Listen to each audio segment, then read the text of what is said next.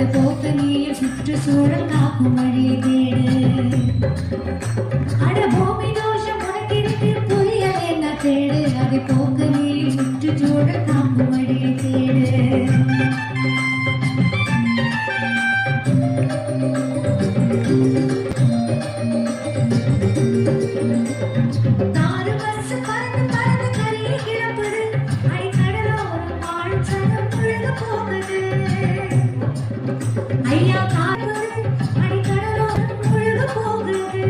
சூரியனுக்கு மூன்றாம் இடம் நமது வீடுதான்.